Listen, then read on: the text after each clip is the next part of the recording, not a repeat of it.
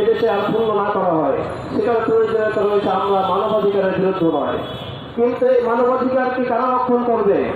এই মানবাধিকার রক্ষণ করার জন্য জাতিসংঘের মানবাধিকার কমিশন কোনো উপযুক্ত কমিশন নয়। কারণ আমরা দেখেছি এই কমিশন পৃথিবীর কোনো দেশেই তারা মানবাধিকারকে সমুন্নত করতে পারেনি। আমাদের আলোচকরা বলেছেন পৃথিবীর দেশে দেশে যে নির্যাতন চলছে, এমনকি গাজা এবং ফিলিস্তিনের মানবাধিকার কমিশনের কার্যালয় রয়েছে, কিন্তু তারা সেখানে মানবাধিকারকে তো অক্ষুণ্ণ করতে পারেনি, বরং সেখানে ধীরে ধীরে মানবাধিকার লঙ্ঘনের মাত্রা আরো নিম্নে যাচ্ছে, কিন্তু সেখানে তারা কোনো কার্যকর পদক্ষেপ গ্রহণ করতে পারেনি। সুতরাং বাংলাদেশের মানুষের মানবাধিকার যদি রক্ষা করতে হয়, তাহলে এই অদম্ভ মানবাধিকার কমিশন দিয়ে, জাতিসংঘের মানবাধিকার কমিশন দিয়ে মানুষের মানবাধিকারকে রক্ষা করা যাবে না। সংগ্রামী ভাইয়েরা আমার, জাতিসংঘের মানবাধিকার কমিশন তারা নিজস্ব কোন এজেন্ডা বাস্তবায়ন করে না, বরং তাদের এজেন্ডা হলো পশ্চিম এজেন্ডা তারা বাস্তবায়ন করে থাকে।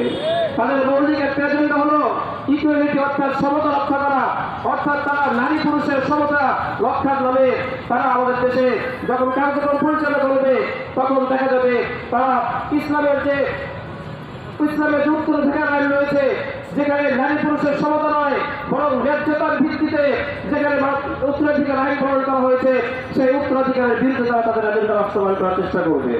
আমরা সুস্পষ্টভাবে বলতে চাই, মুসলিম অধ্যুষিত বাংলায় কোরআন বিরোধী কোন ধরনের সমতার নামে ইসলাম বিরোধী কোন এজেন্ডা বাস্তবায়নের জন্য কোন কমিশনকে এখানে কাজ করতে দেওয়া হবে না।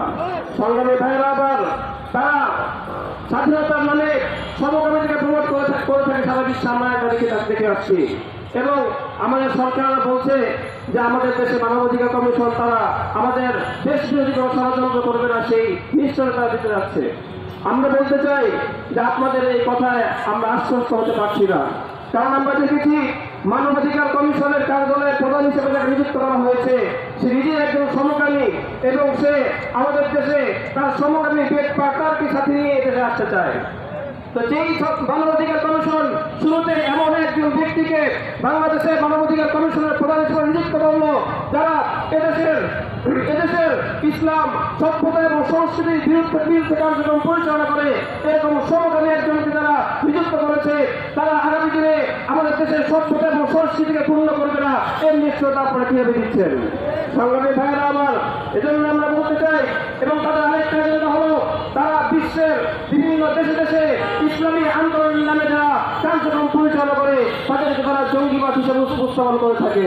সুতরাং আমাদের দেশে যখন তারা কার্যক্রম পরিচালনা করবে, আমাদের দেশের ইসলামী রাজনীতি, ইসলামী আন্দোলন এবং ইসলামী খেলাফতকে যারা প্রতিষ্ঠা করতে চায়, তাদেরকে